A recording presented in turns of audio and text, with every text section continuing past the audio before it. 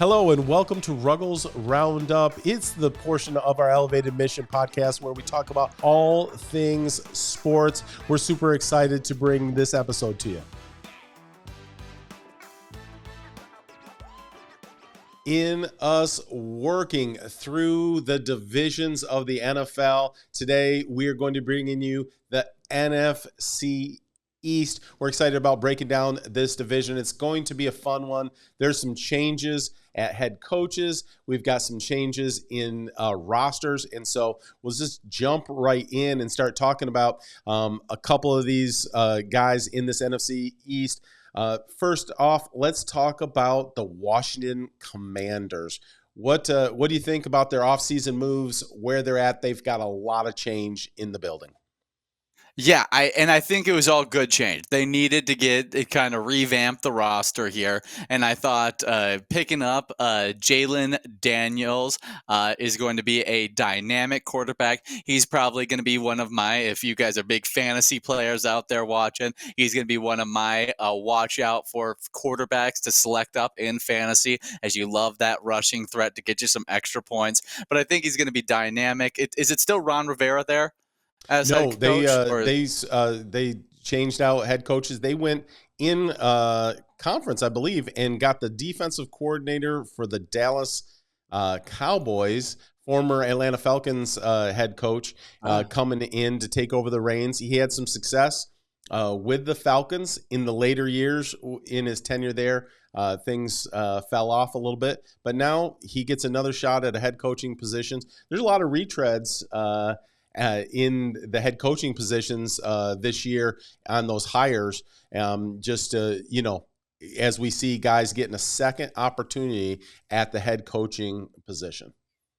Yeah, and I like that they took the approach of build up the offense first as a defensive-minded head coach. Usually you see the mistake where the defensive-minded head coach goes, we got to go all in on the defense. And I just don't think that's the right way to do it. You should build up that offense that you're not as comfortable with and then trust in your schematics to be able to put out there a very good defense that can hold up against these pretty powerful offenses that are out there in the NFC East, as they're the number 4 team in this conference, I think, and there's not really a doubt. I mean, maybe things get crazy and they challenge the Giants for that third place spot, as I think these bottom 2 are pretty solidified, as I think I would take Commanders at 4 and then Giants finishing at that third place spot. But I mean, Giants are kind of a mystery bag in my eyes. They definitely are. I like Dable as a coach. He's got to pull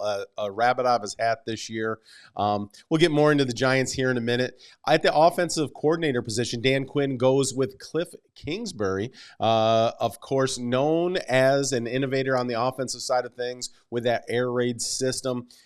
He, of course, had his shot as a head coach out in Arizona, and now he's coming in as an offensive coordinator. We'll see how that fits. But like you said, Dan Quinn as a defensive guy, he load up on the offensive side with talent, give Cliff Kingsbury all the weapons that he wants and needs to be able to shine as an offensive coordinator, and then let it ride and see what this team does. This is not a team void of talent. We're going to get into Giants where they have some holes, on that roster. But this squad seems maybe young in some areas, maybe unproven, but, some talent in all their position groups. Oh yeah, I'm a big fan of what the Commanders are doing. I think the development's right. And then we've been talking about the coaching staff a little bit here. I think that having a former head coach as your offensive coordinator really takes a load off of being Dan Quinn, the defensive-minded head coach, and he can say, "You're your own entity. You call the plays, you run this offense, and I'm just going to come in here as a leadership kind of guy on the offensive side, but schematic I'm leaving it to you, the guy who is the innovator of the offense." So I love getting a former head coach into that offensive coordinator spot, and I think that it's going to be a really good team. They're just a few years out. I think they're just really young, and that's kind of where my baseline is. And I think they're just going to take a few years for all this to mesh together. Yeah, no, I think if this team can vie for being somewhere around 500 this year, I think that's a huge move for them coming from 4-13, and they get around 500 or so. Even just have whispers late in the season, could they, make the playoffs, that kind of thing. Then that would be a huge win for them. Bumping up one spot, I think the Giants. They feel like in a more precarious situation as far as they haven't made the move. They made it a couple years ago at the head coaching position, but they lost their running back, their star in Saquon Barkley, stays in conference, in division even, over to the Philadelphia Eagles. Could haunt them twice next year if he's able to stay healthy and really produce for the Eagles. So what do you think about the Giants, where they're at, kind of how you see them playing out this season? Yeah, well, I think that Daniel Jones is the huge hindrance on this team. That's kind of what it all comes down to. But he's never really had a full talented roster to be able to make these plays with. I think that there's been a lot of question marks, especially in that wide receiving room, but they've really done a lot to overhaul that spot. They drafted Jalen Hyatt very high 2 years ago in the draft, this speedster out of Tennessee. And then they went and drafted a lot of people's wide receiver 1B kind of category is what they put him at, with Malik Neighbors Yeah. out of LSU, which LSU just pumps out really talented wide receivers. And I'm Receiver also a huge. Yeah. huge fan of Wandale Robinson as well as a threat as well. So it's finally where I feel confident in those top three wide receivers you got out there. They all got their different specialties, which I think is going to bring in a really good just versatility within that I think we're going to see Dable really bring out in this offense. They lost Saquon Barkley, but I think Devin Singletary is going to fit more of what they want out of the running back position because they didn't ask their running back to be a huge receiving threat. We've watched even Dable back when he was with the Bills, they didn't ask a lot of receiving threat out of the backfield. Devin Yeah. Singletary, he's more of that get you I formation, run it up the gut kind of back. You can play action off of. I like that for their team as well. I Yes. think there's a lot of things to really look forward to with this offense. The line up and coming. It's not devoid of talent either. It's been something that they've been building on for a little bit now, and we've seen a few of those guys really take some nice steps to become guys that are quality starters in the NFL.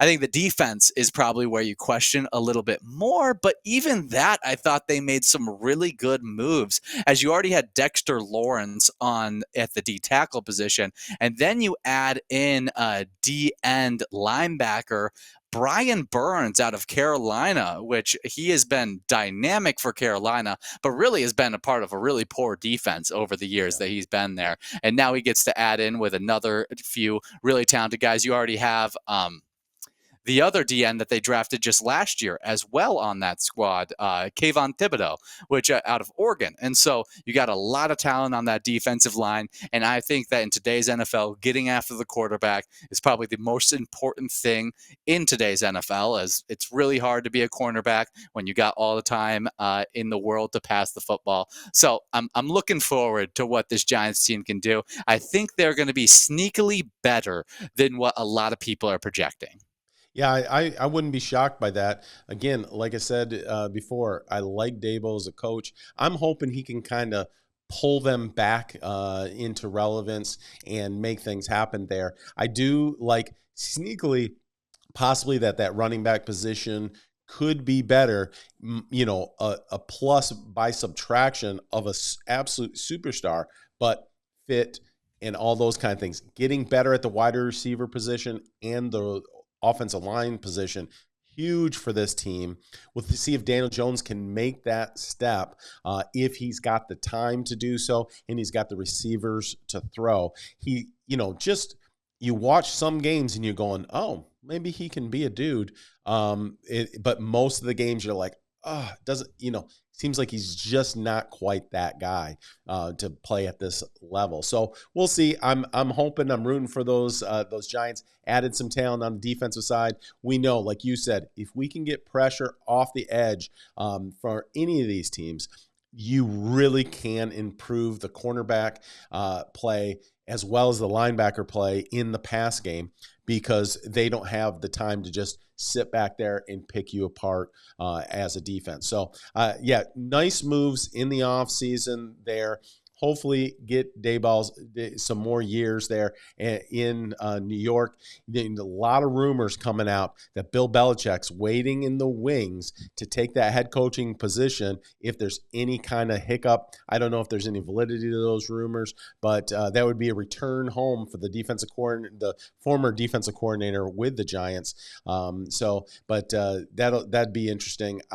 I hope Daboll works out this year, things go in the right direction, and he's able to go. And I really think they could be another team that's still in the conversation for a playoff spot at the end of the year if the chips fall the right way. But this has got a tough division at the top, along with NFC is loaded with a lot of good football teams. So we're going to see where this all shakes out. Let's get into those top contenders. Of course, both in the playoffs last year. Eagles, with coming off the Super Bowl 2 years ago, red hot at the beginning of last season, taking a big nosedive at the end of the season, and then, of course, losing to the Buccaneers there in the playoffs. So what do you think about the Eagles being able to retool, get things right, make some of those twists? And it felt like coaching more than players that might have been the challenge at the end of the season last year. That's what it really felt like, in my opinion. I thought they've done one of the best jobs drafting out of any team in the NFL. They've done players want to go play there. Like we saw Saquon Barkley sign there, and he was one of the top guys to go out into free agency this year. And I think that's going to add to the dynamics of this run game. It's also going to take a little bit of pressure off of Jalen Hurts being such a threat in the run game, and you can be a little bit more Saquon Barkley. You can open up things through the play action because people are worried about the big play ability of Saquon Barkley. Are you going to see them? I think a question in the run game, though, happens when you talk about their offensive line. You lost the leader of that offensive line in Jason Kelce, and he has been a dynamic center for that offensive line. To have a center that can pull and get to the edge can really create a lot of mismatches, because suddenly you got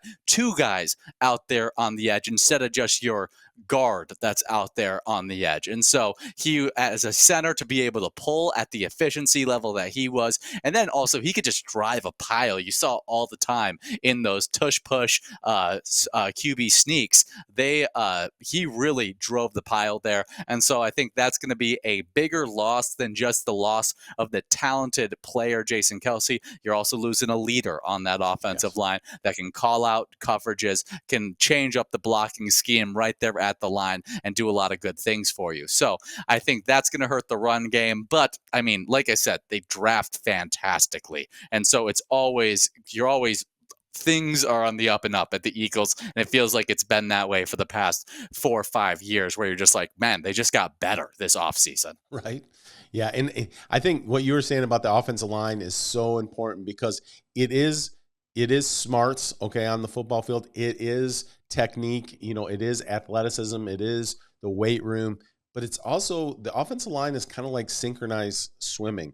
And when you lose, the choreograph coach kind of on the field of that synchronized swimming, then you really lose a lot. So even if the young center that comes in and takes over that position, maybe uber talented, can play really good football, can make all the reads on the defense and get them in the right position, can they work in sync like they have in the past?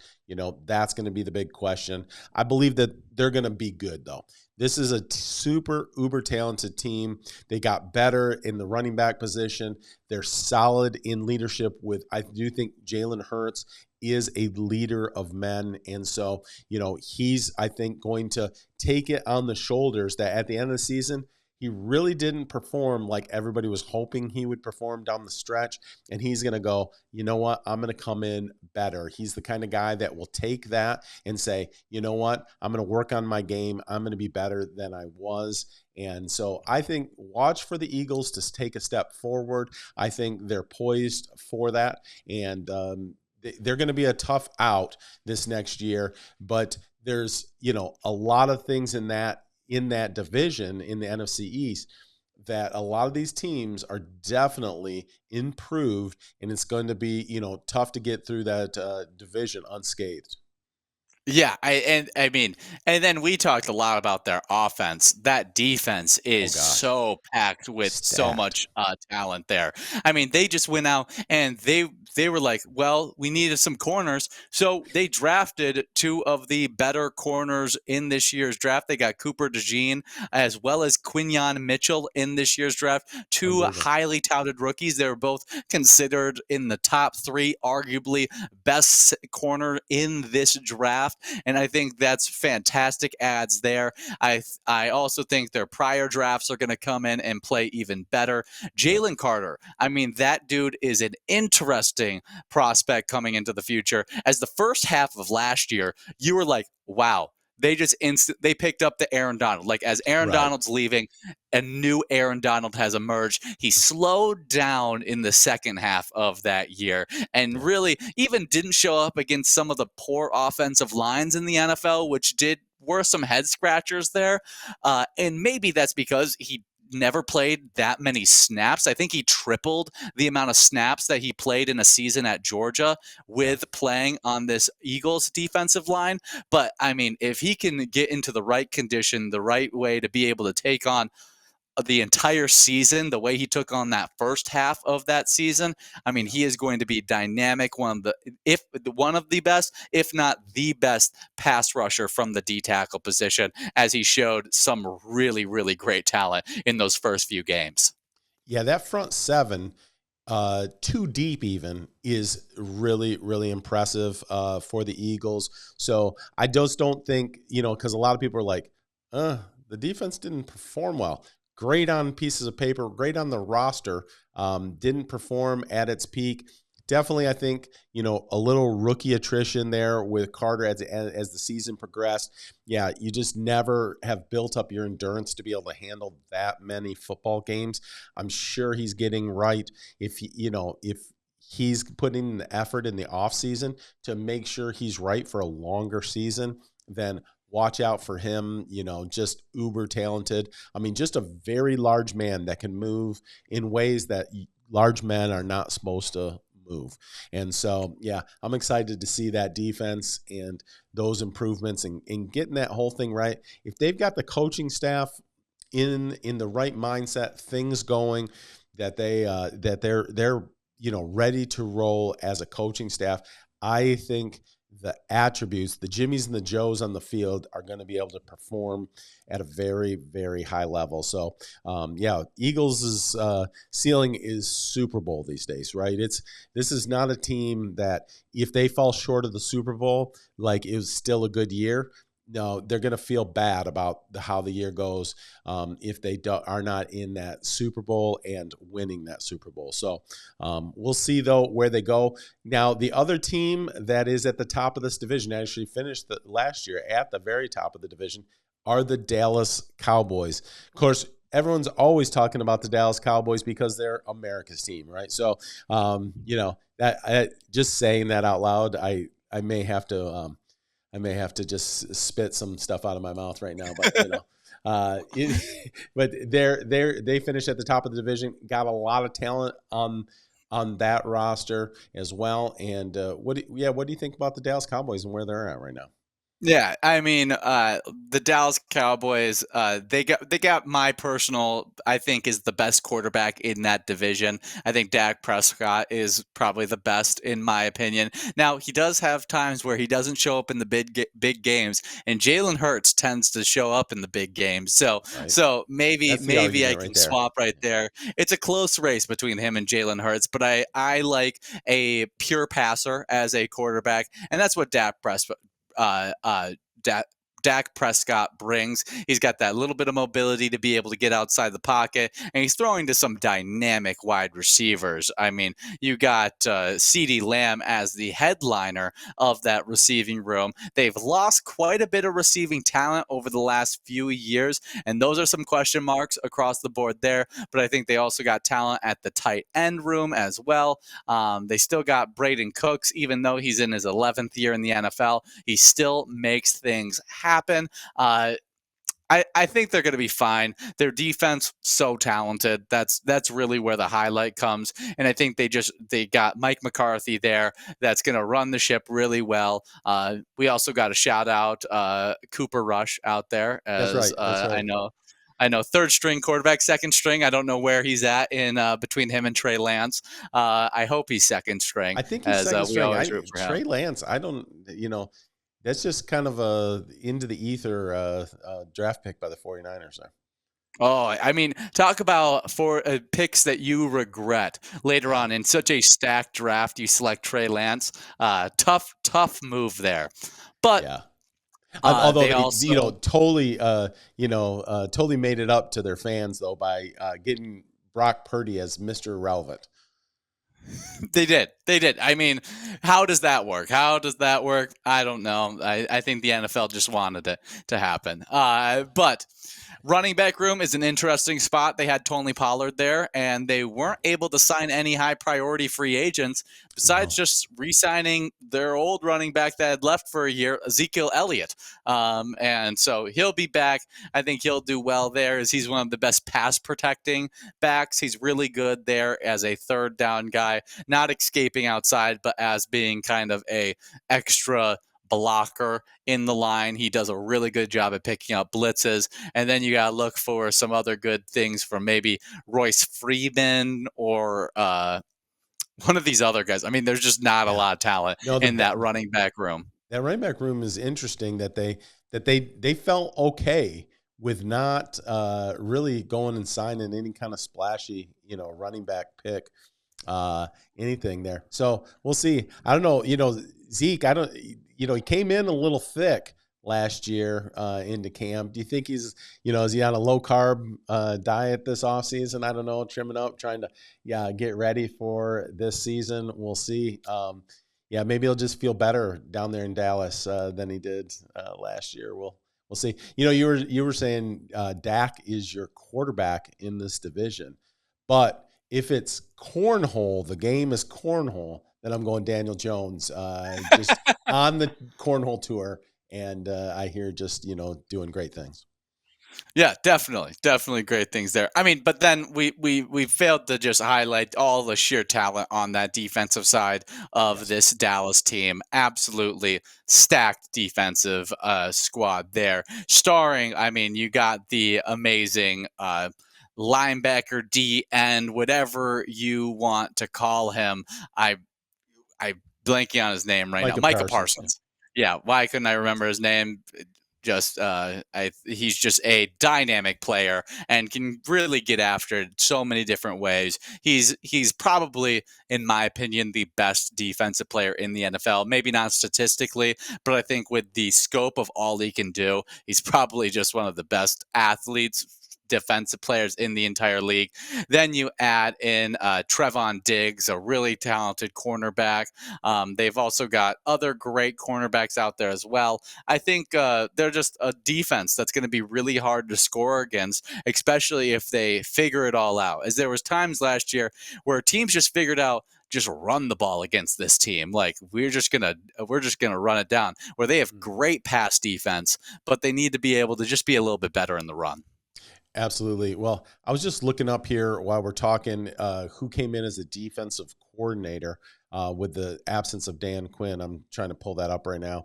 But Micah Parsons, obviously he is a weapon. He has been asking for the last couple of years to be used as more of an edge, but I don't know that you can just exclusively have him doing that. Mike Zimmer, former Vikings, you could talk on that as you do your daily broadcast about the Vikings, but former Viking head coach. Mike Zimmer. That's a nice person to have in the room. Again, like you talked about with the Washington Commanders, when you've got a former head coach at the coordinator position opposite of the head coach where they came out of course, Mike McCarthy coming out of the offensive coordinator position. That's really helpful to a head coach to have that guy. He kind of understands how it works overall from a head coaching position, and he can actually be a big help in that manner. Oh, completely. I absolutely agree. Now, what is your four? What is 1 through 4 for you on this team? I think we already said Commanders and Giants right there at Yeah. number 3. But what is your 1 and 2 spot? Who do you think are the top dogs? Yeah, I think it's going to flip. It's going to flip from last year, and I think you're going to see Eagles back on top of that division and Cowboys sliding into that second position. I don't think they're going to drop to 3 or 4, obviously, but I think that Eagles probably overtake them this fall, and we'll see. We'll see if they've got those whatever had the Eagles drop at the end of the season, to slide into second place in that division. I think they're going to right the ship and they'll be back and winning that division again this year.